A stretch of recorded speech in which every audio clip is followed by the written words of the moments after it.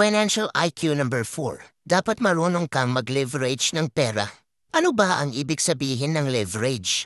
Ang leverage ay ang pagbibigay ng maximum result gamit lang ang minimum na effort.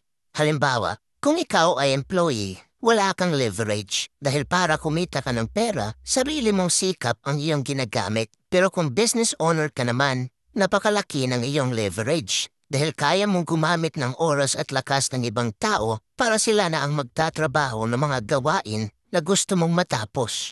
Pero bago mo ma-master ang konsepto ng leverage, merong isang bagay na dapat mong i-consider at yun ay ang control.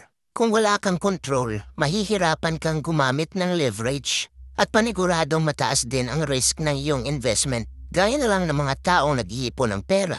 Hindi nila mapapanatili ang halaga ng kanilang pera taon-taon dahil hindi sila ang nagkokontrol ng inflation rate. Ganon din sa isang employee. Wala siyang leverage ng kanyang income dahil hindi siya ang gumagawa ng halaga ng kanyang oras dahil kumpanya ang gumagawa nito.